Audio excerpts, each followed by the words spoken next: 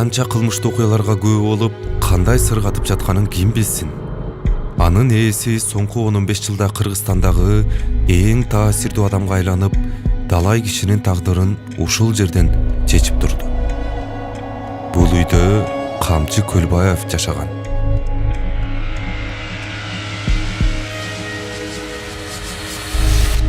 Камчы Көлбаевдин кылмыштуу империясынын эсепсиз байлыгы, парламентте, күч органдарында өз адамдары, айтканын аткарган армиясы да бар эле.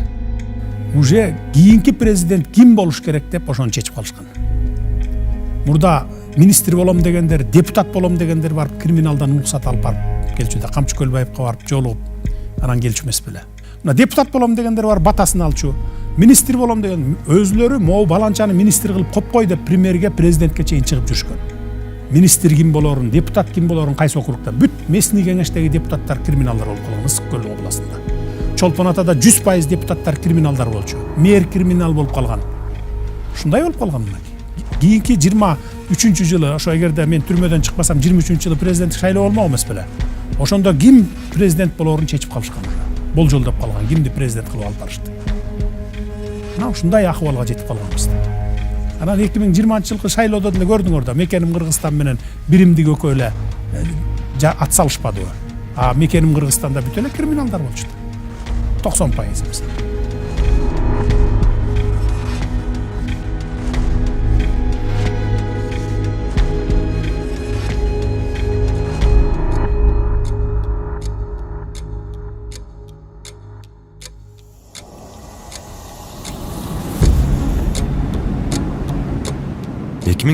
жылы 16 октябрда Садыр Жапаров президенттин милдетин аткаруучу болуп, ошол эле күнү Камчыбек Ташиев УКМКнын төрөгалыгына келген. Ошондо жаңы бийлик өзүнө бир нече максат койгон. Өзүңүздөр жакшы билесиздер, башында эле биз ошо бийликке келген маалда Садыр Кожоевич айткан. Ал маалда биз чын айтканда эртең эмне күн болушун деле билчү эмеспиз да. Ошого деле эртең кандай күн болушуна өзүбүз дагы ишене алчу эмеспиз да. Ушунчалык мындай не деп койбой, рискованный шагтарды жасачубуз да. Ошондо Садыр Кожоевич маган 3 нерсени айтты эле. Эң биринчи негизги маселе деди. Бул биз коррупция менен күрөшүшүбүз керек. Экинчи негизги маселе ОПГ менен күрөшүшүбүз керек, уюшкан кылмыштуу топтор менен. Ошол эле жерде эң негизги үчүнчү маселе бул биз чек араны чечишибиз керек. Эгерде ушул 3 маселени биз турмушка ашыра ала турган болсок, анда мамлекетибиз жакшы жашайт. Давай ушул 3 маселени чечебиз. Ушул 3 маселени экөөбүз чечишибиз керек деп туруп. Умарга жардам бериңиздер. Балдарыңыздар урубасын. Дуаңыздар кабыл болсун. Аллахым жеңил сыноо берсин. Уулумдун кыйналып жашаганын каалабайт элем. Менин балам дагы балдардын катарында ойногонун каалайт элем. Алладан сурап, эч үмүтүм үзүлбөйт. Балам басып кетет деп ишенемин. Умар катуу орун менен күрөшүп жаткан кичинекей жигит. Ал кымбат дарылануу жана айыгууга мүмкүнчүлүк алуу үчүн сиздин жардамыңызга муктаж болуп турган учуру. Сиз берген ар бир сом Умарды дени сак жана бактылуу жашоого жакындатат. Сооп иш кылуу менен бирге Умарга ооруну жеңүүгө жардам бериңиз. Ар бир берген сомуңуз үчүн Аллах ыраазы болсун. Ошо экөөбүз отурганда көп ушул мындай талкуулуу айтып болчук да. Анан ушул 3 маселе менин алдыма коюлду. Анан ошондо дагы Садыр Кожоевич айткан, ушул үчөөнү тең чечкенге сен барышың керек, сен чечишиң керек ушуну. Мен колдоймун, экөөбүз туруп ушуну чечишибиз керек деди.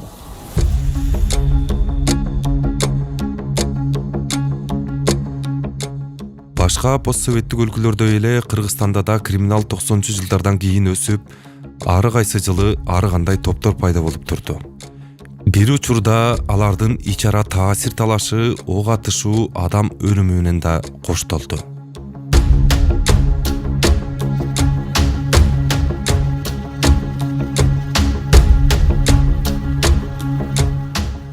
Камчы Көлбаев болсо 2008-жылы мыйзамдагы ууру макамын алып, 2012-жылдардан кийин кылмыштуу тобун болуп көрбөгөндөй күчтөнтө баштаган. Америка Кошмо Штаттары Камчы Көлбаевди дүйнөдөгү эң ири маңзат барондорунун тизмесине кошуп, аны Братский круг деп аталган Евразиялык кылмыштуу топтун мүчөсү экенин да кабарлаган. 2010 болду. 2010 болгондон кийин тиги убактылуу өкмөт келди. Убактылуу өкмөт келип, андан кийин булар Кыргызстанга жалпы уюшма кылмыштуу топторго күрөш жарыялаштылар. Эсиңерде бар. Анан булар ошондо эмени көздөй качышты, Дубайга качышты. Дубайга качып, ошол жерде жүрүп келишти. Андан кийин ошол маселесин чечишти окшойт. Бул жерден кайра кайтып келишти да. Бир нече кишиси кармалды. Кармалгандан кийин көп өтпөй алар кайра эркиндикке чыкты. Чыгышып андан кийин булар баягы өзүнүн, мындайча айтканда, булар мурда жөнөкөй уюшма кылмыштуу топ болсо, булар уже мафиядан өйдө жогору синдикатка өтүп башташты да. Синдикатка өтүп баштап, булар мурда жалаң баягы мындай отметке алуу менен, крыша болуу менен иш жүргүзүп келишсе, ошо 2012ден кийин булар кадимкидей эле баягы киреше эң жакшы берген бизнестин түрүнө кире башташты кадимкидейчи. Бара-бара уюшкан кылмыштуу топтор бир гана бизнеске эмес, кыргыз саясатына да аралаша баштайт. Анткени криминал менен бийликтин кызыкчылыктары да орток болуп калган. Ошентип, алгач алардын аты жергиликтүү шайлоодо, андан кийин парламентке болгон жараяндарда атала баштады. Мага бир министр ыйлап келди. Биз ошол маалда иштеп атканбыз. Министр ыйлап келди. Мага дейт, тигил мыйзамдагы ууру телефон чалды дейт. Ала койсом эле баягы алгыдай видео телефону ошо карасам эле дейт, алдын ар жагына туруптур дейт. Туруп эле айтты дейт.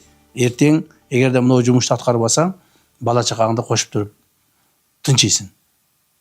Так, ыйлап келди министр. Көрдүңүзбү? Булар ушунчалык чыгып кетти. Ушул ушунчалык мындай көп күчкө ээ болуп кетти. Эч ким тоготпой калышканда. Буларда акча бар, курал жарак бар, таасир бар, кол алдында жанагы баш кесерлери бар. Ушулар менен күрөштү өзүңүз ойлоп көрсөңүз, бул не деген азап. Анан биздин деле укук коргоо органдарынын арасында, коопсуздук органдарынын арасында, прокуратура, сот органдарынын арасында ошол криминалды же болбосо уюшкан кылмыштуу топту колдогон, ошолорго жардам берген, ошолор менен чогуу жүргөндөр көп болчу да. Биздин арабызда эле көп болчу. Мына ушул эле улуттук коопсуздук мамлекеттик органынын арасында укмуш көп болчу да. Бир жагынан тигилер менен күрөшүш керек, бир жагынан булар менен күрөшүш керек. Тигилер менен күрөшсөң, булар бүт маалыматтарды тигилерге берип турат. Утечка информации дейт. Фамилия, имя, отчество.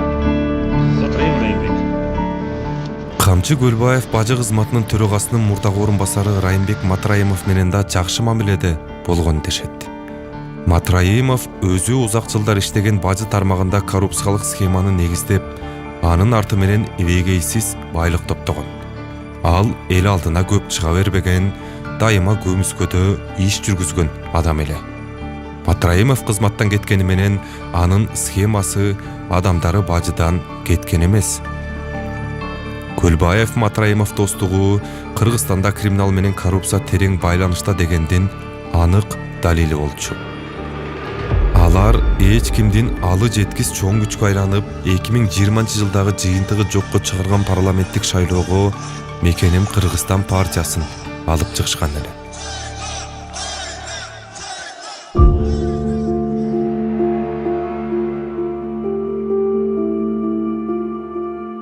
Матраимов Көлбаев менен жакын дос экенин ал жашыруун болбой калган. Карапайым эл толук билбесе дагы биз журналисттер, саясатчылар жакшы билип калган. тойлордо алар өздөрүнчө бир кабинкада отуруп аларга кирип учурашып эле чыкканына бактылуу болгондор көп болчу. Кезекке туруп калышчу. Анан кийин кадимкидей эле мен азыр аттарын атабай эле коеюн. Абройлуу адамдар, күч структураларында жетекчилик кызматта жүргөн адамдар, ошолорго кабыл алуусуна барып очередте отурганын кадимкидей эле көрүп, керек болсо сүрөткө тартып туруп жөнөтүшчү да.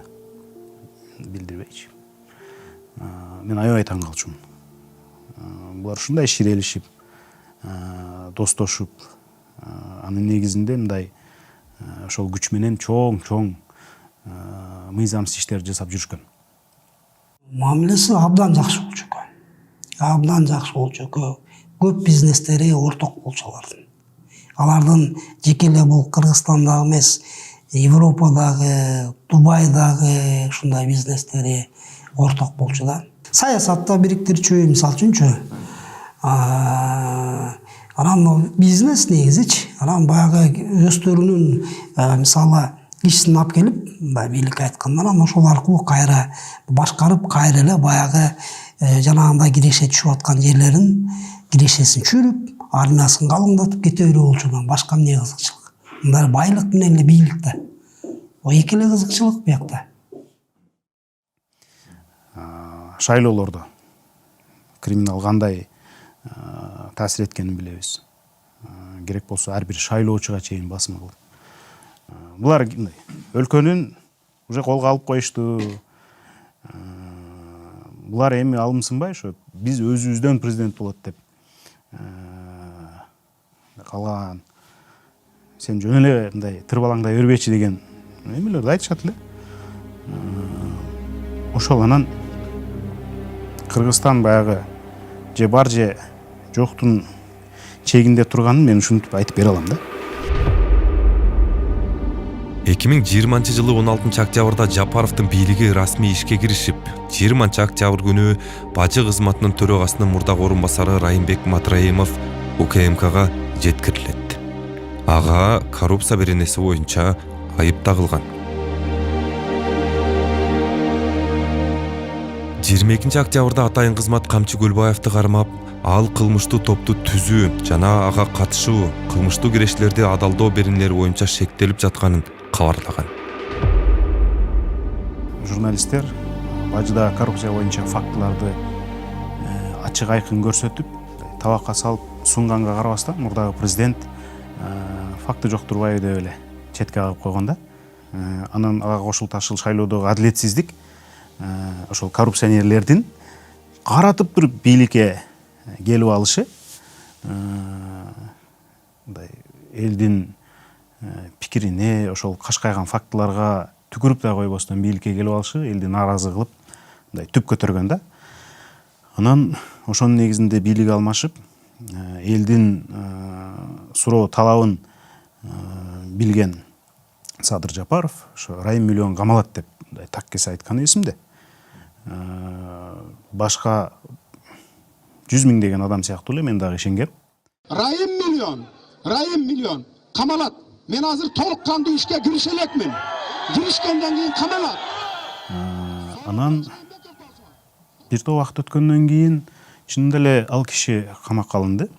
Бирок бир аз акча төлөп туруп эле анан чыгып кетти. Анан мен кадимкидей көңүлүм калды.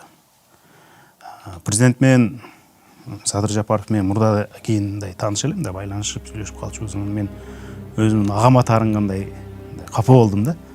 Кантип эле ушундай нерсени көрүп туруп, канча уурдалганын билип туруп эле ушундай кылат депчи. Чындыгында эле Матраимов камакка алынбай, кийин сотто күнөөсүн мойнуна алып, мамлекетке 2 миллиард сом төгүп берген. Матраимовго салыштырмалуу Камчы Көлбаев 5 айдай абакта отурду.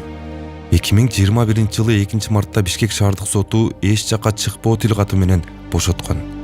Атайын кызмат 250 миллион сомдон ашуун кылмыштуу кирештерди адалдоо боюнча иштин алкагында Көлбаев мамлекетке 50 миллион сом төккөнүн, калган каражаты да кайтарыла турганын кабарлаган. Ошентип, Камчы Көлбаев менен Райымбек Матраимовдун 2020 жылдан кийин алгачкы кармалышы ушундай сценарий менен аяктаган. Бул окуялардан соң кызыктуу жолугушуу болуп өтөт. Матраимовдун кал эмес, Камчы Көлбаевка дагы Камчыбек Кыдыршаевичти алдырып келип, мен бир эскертейин, бир деп бир эмес 2 жолу эскерткеним бар. Болду, эми мындан ары неме кылбагыла, уурулук кылбагыла. Криминал деген токтош керек. Баягы заказной убийство деген болбош керек. Менин убагымда заказной убийство болбош керек деп. Мурда билесиңер да, заказной убийстволор боло берчү эмес беле. Атамбаевдин убагында деле болду, Бакиевдин убагында деле болду, айрыкча Бакиевдин убагында аябай катуу болбоду. Ошондой болбош керек деп. Анан бирок баары бир эле болуп кетти. Мен аларга эскерткеним криминалдардын арасында да болбосун дегем. Мен ошондой өлтүрүү болбосун дегем. Бирок тилекке каршы дөөчүн кызды Камчы Көлбаев ошо заказ берип, камалгандан кийин өлтүртүү иди да. Бир ушундай заказной убийство болду. Бул эми заказной убийство, муну эч кимден жашырып деле болбойт муну. Бул эми Көлбаевдин заказы менен болду. Президентибиз өзү чакырып, себеби ал кишиге көп жактан көптөгөн маалыматтар түшөт да. Ошо маалыматтарда терс маалыматтар түшкөн маалда, булардын дагы эле токтотпой атпайбы, айтканды укпай атпайбы? Мына бир жолу отуруп чыкты, төлөп чыкты, жана башка болду, токтобой атпайбы? Буларды чакырып туруп бир айтыш керек деп өзү чакырып туруп айткан. Мен ошол айткан жерде болгом. Ошол жерде президент айткан: "Эми жигиттер, акыл эсиңер бар. Мына бийлик алмашты. Биз деген ушу мамлекетибизге ак кызмат кылайлы деп атабыз. Силерди душман көрөйлү деген жерибиз жок. Ак кызмат кылайлы деп атабыз. Силер да бизге колуңардан келсе жардам бергиле, колуңардан келбесе бизге тоскоолдук кылбагыла" деп айтканы бар. Эгер мындан ары дагы ушундай кыла бере турган болсоңор, анда мыйзам чегинде катуу жазаңарды аласыңар. Мен силерге эскертип болгондо дагы ушу президент катары эскертип коеюн деп айтканын мен уккам. Жанда болгом да. Бирок алар ага көңүл бурбады. Алар ойлоду чамасычы. Эми бардык эле президенттер ушинтип сүйлөйт. Бардык эле президенттер ушинтип айтат, бирок ишке келгенде андай кылбайт деди да. Бирок алар ошол Садыр Нуркожоевичтин айткан сөзү менен кылган иши дал келишин булар сезбей калышты да. Сезбей калышты. Мына ошонун негизинде алар кайрадан эле уланта беришти. Кайрадан эле кээ бир жерлерде ушуну көбөйтө беришти.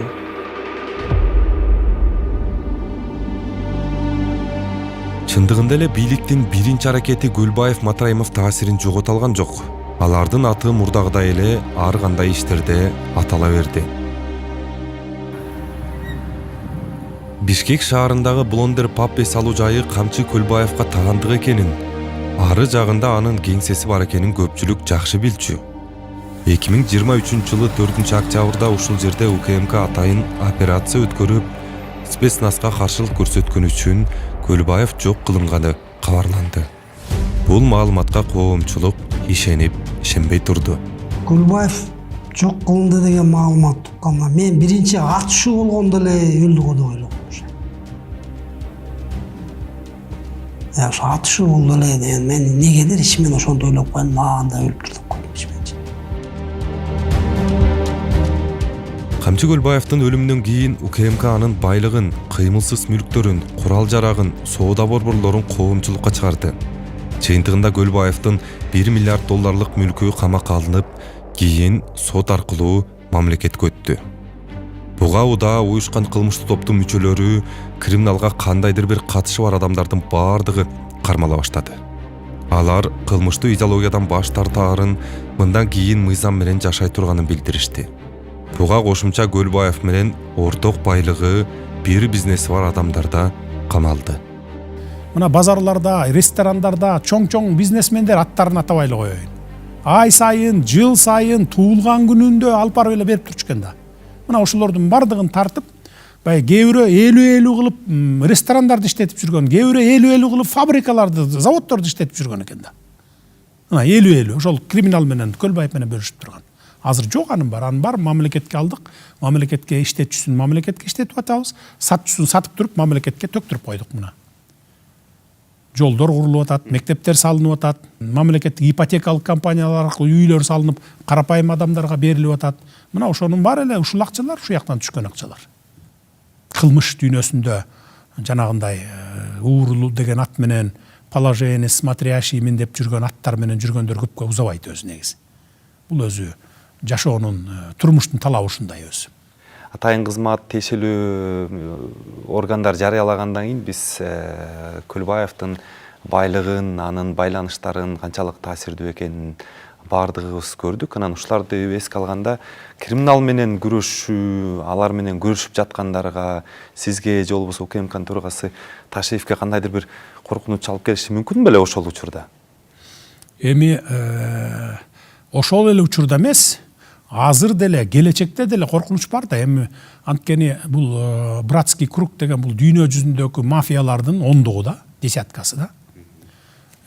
Булар биздин эле өлкөдө эмес, булар эми ушул 10 братский кругка кирген 10-15 мыйзамдагы уурулар дүйнө жүзү боюнча. Бул бир эле Кыргызстанда эмес. Анан бул коркунучу азыр мурда эле эмес, азыр деле эмес, келечекте деле болот. А биз аны ойлоп отура берсек, анда мындай тартипти орното албайт элек, мамлекетти мынчалык деңгээлге көтөрүп жеткизе албайт элек. Ошон үчүн жеке өз башыбызды ойлоп отура берсек, анда ийгиликке жетпейбиз. И мамлекетти да, элди дагы ийгиликке жеткизе албайбыз. Мен азыр ушуну айтып коеюн, биз үчүн ушундай бир убакыт келди, бир ушундай убакыт өзүнчө мындай не коет, неме болду да жанагыдай баары бир болуп калды. Мен бир гана максатты койдум, ушул эмени уюшкан кылмыш топту жок кылам деп. Ал эми өзүмдүн коопсуздугум, үй бүлөмдүн коопсуздугу, же жакындарым коопсуздугу, же болбосо дагы башка бир маселе мен үчүн баары бир болуп калды. Ушундай бир убакыттар келди, мага айтышты. Ай, эгер сен ушул бойдон азыр кете бере турган болсоң, эртең бийликти дагы оодарып салышы мүмкүн деп. Ошондо дагы Санар Кожоевич мага ушундай күч берип, дем берип айткан күндөр эсимде бар да. Коркпо досум, алдыга бара бер. Коркпо. Эгерде ушул багытың менен чындап гана уюшкан кылмыш топту жок кылып берген күчүбүз жетсе, анда алдыга бара бер. Деп. Анан сырткы Санар Кожоевич өзүнүн атайын жашыруун указынын негизинде мени мамлекеттик коргоого алды. Ушинтип отуруп, акыры биз ушундай bundan тажабастан, коркпостон аракетибиз кылып отуруп, президентибиздин жетекчилигинин астында акыры криминалды жеңип чыктык. Мына бүгүн ошонун жемишин коомубуз, элибиз көрүп атат. Азыр эч ким айта албайт Кыргызстанда уюшкан кылмыштуу топ бар деп. Ошентип Кыргызстандагы криминалды 15 жылдай башкарып, бир учурда мамлекет менен эсептешпей, саясатка чейин аралашып турган Камчы Көлбаев атайын операция учурунда жок кылынды. Анын өлүмүнөн кийин Кыргызстандагы түрмөлөрдө тартипке келип, мурдагыдай криминал башкарбай калды. Пайдасы мисалы ишкерлерге, эң биринчи ишкерлерге, мисалы орто жана ири ишкерлерге пайда болду. Бул биринчи мындай экономикалык жагынан карасак, ал эми мындай мамлекеттик деңгээлде карасак, келечектеги канча бир кылмышкерлердин алдын алуу болуп калды да булчу. Канча миңдеген кылмышкерлер армиясынын алдын алуу процедурасы болуп калды. Бириккен Улуттар уюмунда Латин Америкалык элчилер менен жолуктум да.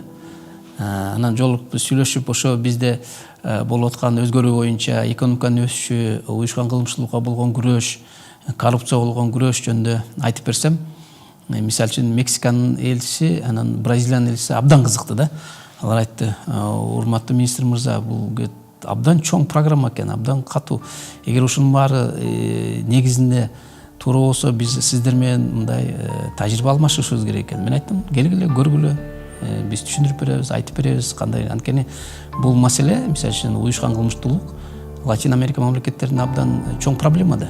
Алар түздөн түз баягы мамлекеттин саясатына киришкен күчтөр бар даяктачы. Фамилия, имя, отчество. Матраим Райымбек. Камчы Көлбаевдин өлүмүнөн соң Кыргызстандан чыгып кеткен Райымбек Матраимов 2024-жылы 25 мартта Бакудан кармалып, эртеси Кыргызстанга алынып келген. Ал бул жолкусунда бюджетке $300 миллион төлөп, кийин абактан чыккан. Матраимов Көлбаев мафиясына байланышы бар делген 180ден ашуун киши мамлекеттик кызматтан алынды. Алардын бир тобу бажы кызматында иштегендер болгон. Ошондой эле Жогорку Кеңештин бир нече депутаттары да мандатын тапшырууга мажбур болду. Анан ошондо экинчи камалганында бүт байлыктары алынды окшойт, ошо баягы үй мүлкүнүн баарын конфисковать этип, баягы офистерин конфисковать этип алынбадыбы баары тең. Бул эми таможня менен эмес, башка система. Ал эми мурунку Райым түзүп алган схема таможняда азыр жок. Уже биринчи камалып чыккандан кийин эле тазалаганбыз, андан кийин дагы бир аз ушул былтыр мурдагы жылдары бир аз кайталанып жүргөн жерлер бар экен, аларды да тазалап койгонбуз. Азыр ошон үчүн мурда 35 миллиард акча чогултуп жүргөн болсо жылына, азыр 135 миллиард чогултуп атабыз. Ошо 100 миллиард доллар сом, 100 миллиард сом ошонун эсеби. Баягы схеманы тазалагандын эсеби да. Азыр андай схема жок. Бир эле Райым Матраимовдун өзүнөн, жеке өзүнөн эле, так, ошол бажы тармагында жасаган коррупциялык элементтеринен алынган сумманын өзү 25 миллиардтан ашты. 25 миллиардтан ашты. Мүлкүсү, акчасы жана башкасы, бир жолу кармалганы, эки жолу кармалганы, качып кетип, аны биз Бакудан алып келгенибиз, жана башкасы, ошентип отуруп бизде кийин 6 ай жатканы, ушинтип отуруп, ал 25 миллиардты мамлекетке төлөп коюп, аны чыгып кетти. Бул деген где-то бир 300 миллион тегерегиндеги доллар. Мына, пожалуйста. О результат. Райым Матраимов каякта, ал азыр ким, анын таасири канчалык десеңер, коом өзү жооп берет. Бүгүнкү күндө Райым Матраимовдун таасири кыргыз коомчулугунда нолго түштү. Жок болду. Бирок мен кийин түшүндүм. Бийликтин табияты, күрөш оор болбосун, алардын канчалык күчтүү экенин, ошол коррупционерлердин да, алар канчалык акчасы дагы, кубаты дагы көп экенин мен билет элем. Себеби дегенде алар акчасына гана эмес, криминалдар менен байланышып алып, криминалдарга таянып, абдан зор күч болуп, мындайча айтканда мафия болуп турушкан да. Анан ошону жеңиш, ошого каршы туруш журналисттердин эмес, бийликтин, керек болсо президент үчүн дагы оңой болбогонун мен кийин түшүндүм.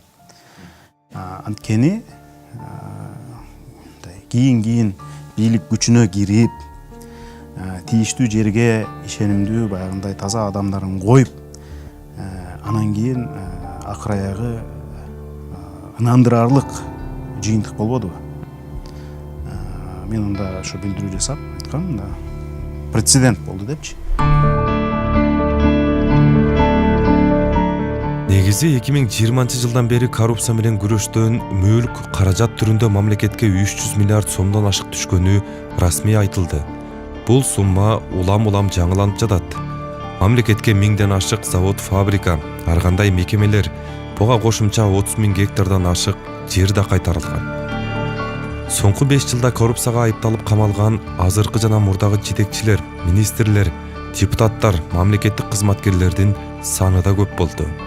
Алардын бир тобу келтирилген чыгымды мамлекетке төгүп, ошол эле учурда реалдуу жазадан кутулуп келген. Эми мен жаңы ишке киришкен мезгилде билесиңер да 20-жылга чейин кандай коррупция болуп келгенин. Ошол эле коррупция уланып аткан. Анан 21-жылы биз ишке киришкенден баштап эле коррупция менен күрөшө баштадык. Биздин эле өлкөдө эмес, дүйнө жүзүндө бар коррупция. Ар бир өлкөдө бар. Бирок деңгээли бирөөнүкү орточо, бирөөнүкү жогору, бирөөнүкү ылдый. Биз ошо эң ылдыйкы деңгээлге жеткиришибиз керек. муну мен бардык жетекчилерге айтып, айрыкча ушу күч органдарына, Камчыбек Кыдыршаевичке, Улан Омокановичке, Максат Мырзага, ген прокурорго баарына айтып келатам. Только коррупция менен күрөшкүлө. Өзүңөр урдабагыла, башкаларды урдатпагыла деп. Мына ошондо казына толот. 100% жок кыла албасак дагы биз уровенин ылдыйлаттык. Деңгээлин ылдыйлаттык, ошон үчүн биздин казынабыз толуп атат. Мисалы, таможнядагы коррупцияны алалы. Мурда биз келгенге чейин 30, эң көп болсо 35 миллиард акча чогултчу сом. Азыр 135 миллиард акча чогултуп атабыз. Демек, эмне мурдакы 100 миллиард ар кимдин чөнтөгүнө тарап жүргөн дал акча. Азыр түздөн түз келип бюджетке түшүп атат. Ошол сыяктуу салык эле, салык дагы. Bir жылда bir мисалы чоң ресторан, укмуш ресторандар bir примерно bir 30 000 доллар, 30 000 сомду төлөп коюп жүрүшкөн. Азыр 3 миллион сом төлөп атат. Айырма барбы, жокпу? 100 эсе. Ошон үчүн мына бюджет толуп атат мына. Бирок коррупция дагы деле бар, уурулук дагы деле бар. Жок дебейбиз, эми кемчиликтер бар. Иштебеген жерде кемчилик болбойт. Анан адам деген адам экен, пендечилик деген бар, баягы билбей калабы, көрүнбөй калабы, ушу бойдон жабылып калабы деп уурдай койгондор 1 жыл болобу, 2 жыл болобу акыры чыгып атат. Чыгып кайра 10 эсе кайтарып, өзү камалып, анан эптеп септеп кайра чыгып атат мынакей.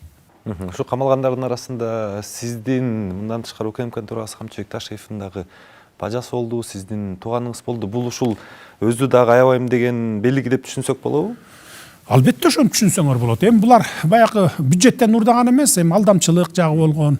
Анткени губернатор кылам деп туруп бир дос балдары алып келип, мына ушуну губернатор кыла коелу, 250 000 доллар берип атат десе, ошону алып анан губернатор кылабыз сени деп. Анан эми ал маган келип алып, моуну губернатор кылчы деп айта албайт алар. Айта албайт. Баягы бирөөлөр аркылуу аракет кылса керек да, ушуну губернатор кылалы, эми акчасын алып койдук эле деп. Ал мага жетип калды ал информация, маалымат.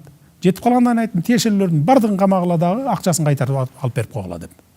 1 жыл жаттыбы, канча жыл жатты билбейм, кайтарып берип анан чыкты окшойт, мен ага көңүл деле бурган жокмун. Камчыбек Кыдыршаевичтики ал баягы бажы боюнча тоже бир тууган бажасы, улуу бажасы экен, же кичүү бажасы, улуу бажасы го дейм. Бир тууган улуу бажасы. Бажы боюнча бир төкпөй кеткен акчалар бар экен, ошол боюнча камалып, толук төгүп, анан кийин бошоп чыкты мына. Дагы кече күнкө эле мына силерге маалымат жеткен жок окшойт. Бир тууган агасынын баласын. Бир тууган агасынын баласы гайлердиби же гайини го деди го дейм. Барып бир дос баласынын маселесин чечем деп бир аз урушуп чекелешип кеткен окшойт. Аны да камап койду. Бүгүн азыр камакта жатат мына. Хулигандык үчүн. Так что бизде эч кимди аяйбыз деген нерсе жок. Эгерде биз тууганыбызды аяр берсек, тегерек башыбызды. Тегерек башы алындан өзлөрүнүн жакындарын аяй берет. Ошентип анда эч ким жерде баягыдай наказание албай калат, анан көбөп кетиши мүмкүн. Ошон үчүн эң жакындарыңды дагы баягындай жоопко тартып, наказать этип койсоң, анан кийин ошондо тартип болот, коррупция болбойт, уурулук болбойт. Анан ошондо эле биз биринчи эле күнү ишке киришкенден ушу коррупцияга каршы күрөшүүнү баштаганбыз. Ал маалда азыркы менен ал маалды салыштыруу болбойт. Канчалык эле коррупциянын масштабы ошол учурда? Коррупциянын масштабы эгерде мындай цифралык түрдө же мындай проценттик мындай не деп коет, соотношение ала турган болсок, бул ошол маалда коррупция коомубуздун, мамлекеттик органдардын 90%-ын ээлеп алган эле да. Кайда караба, кайда кыймылдаба, эмне иш кылба, кайда бир аракет кылба, бардыгы коррупция менен гана чечилчү да. Бүгүнкү күндө мен айта алам, коррупциянын деңгээли где-то бир 30%га чейин түштү деп. Бирок бул деле чек эмес. Биз эгерде коррупциянын деңгээли бир 10% тегерегине чейин түшүрүп алсак, демек биз жеңишке жеткен болобуз. Азыр жеңишке жете элекпиз. Ошондуктан ошол биринчи күндөн баштап коррупция менен күрөшө баштадык. Мына 5 жыл убакыт өттү. 5 жылда кылган жумушубуздун негизинде коом таптакыр өзгөрдү. Коомдогу мамлекеттик органдардын кызматкерлери, бүткүл эле коомубузда жашаган ар бир жараныбыздын көз карашы дагы өзгөрдү. Коррупция эмне эле, кандай болуп калды, кандай кылып күрөшүштү. Бүгүнкү күндө мен цифра түрүндө айта турган болсом, Бүгүнкү күндөгү сумма бул жакынкы бир 10 күн мурдараак чыгарылган сумма болуш керек. Bir 300 milyar сомдон ашты. Бул деген 300 миллиард канча 3,5 миллиард болобу? Долларга чейин барып калды. 240, 3,5 болуп кеткен. 3,5 миллиард долларга чейин барып калды. Мен сомду айтайын, 300 миллиард сом. Мына сизге. 2025 жылдан тарта күчүнө кирген мыйзамга ылайык коррупцияга айыпталгандарга карата жаза күчөтүлдү. Азыр коррупция беренеси менен соттолгондор мамлекеттик кызматта иштөөгө өмүр бою тыюу салынат. Күнөөсүн мойнуна алып, чыгымды төлөгөн күндө дагы беренеде каралган жазанын жарымын абактан өтөшү керек болот.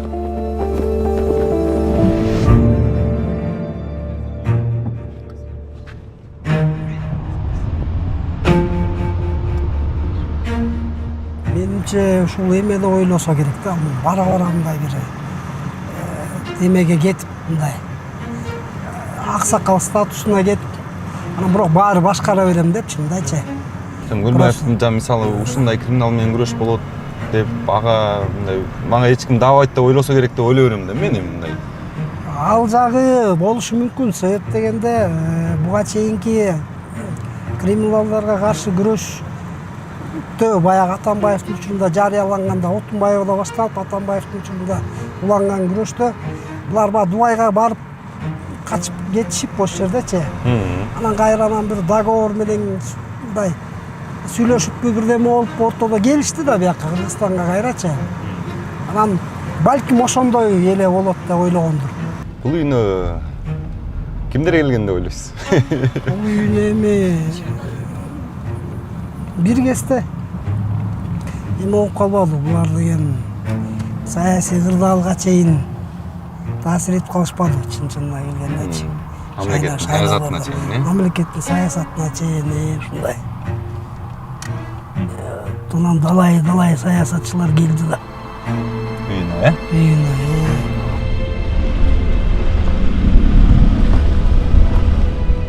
Камчы Көлбаевдин Чолпон атадагы үйү соттун чечими менен конфискация болуп, азыр бул жерде бала бакча, маданият үйү жана балдар үчүн ар кандай ийримдер жайгашкан. Бир учурда уюшкан кылмыштуу топтун резиденциясы болгон имараттар азыр мамлекетке, балдарга кызмат кылып жатат. Жергиликтүү тургундар бул үй мурдагыдай каардуу көрүнбөй, бала бакча катары кабыл алынып калганын айтышат. Сабак деген бул мындай криминалдын арты негизи эме болгон эмес. Жакшылыкка алып барган эмес. Анан бул мындай болуп атпайбы? Бирөөнүн көз жашынан, бирөөнүн ыйынан, бирөөнүн эмесинен куралган дүнүйө болуп бербейт да. Дүнүйө болуп бербейт. Эгерде аркасынан келген криминалдар болсо, эгерде криминал ошо боюнча күчтүү боюнча калса ошол мамлекеттечи, анан ошолор тартылат, мурастапчы. Мамлекет күчтүү болсо, мамлекет конфискация кылып алат да. биз турган жерде. Биз турган жердегидей да, ушундайчы мисалы. Мамлекет мунун баары баягы криминалдык жол менен келген акчаларга салынган мүлктөр болчу деп туруп, анан мамлекет конфискация кылып алат. Ушундай да, мунун жол акыры баары эле ошондой болот негизичи. Садик болгон туура эле. Эмне жетишпей атса, мисалы Чолпон атада кайсы нерсе жетишпей атса, ошого мамлекеттин балансына берилет, анан мэрия чечет да. Бизге мисалы бала бакча жетишпейт дейт. Балким бирөө китепкана кылабыз демектир, мисалы бала бакча жетишпейт деген эсебинен бала бакча кылышты. Бала бакча кылып ошо боюнча бала бакча болсун бу жерчи. 2020 жылдын 4-октябрындагы парламенттик шайлоодо Матраимовдор түптөп, Көлбаевдин уюшкан кылмыштуу тобу сүрөгөн Мекеним Кыргызстан партиясы жогорку кеңештен 45 мандат алмак. Эгерде ал шайлоонун жыйынтыгы жокко чыгып, бийликти алмашып кетпегенде кийинки президенттик шайлоо 2023 жылы өтмөк. Бардыгы Көлбаев Матраимов мафиясынын планы менен кетсе, анда Кыргызстандын келечеги кандай болмок? Жаңы келген бийлик учурундагы атайын операция маалында Көлбаев жок кылынбай, анын кылмыштуу империясы кыйрабаса, Ал эми Матраимовдун эсепсиз байлыгы, мал мүлкү мамлекетке өтпөй, мамлекеттик кызматтагы, парламенттеги байланыштары мурдагыдай жүрө берсе, эмне болмок? Менимче, бул суроонун жообун сиз жакшы билесиз.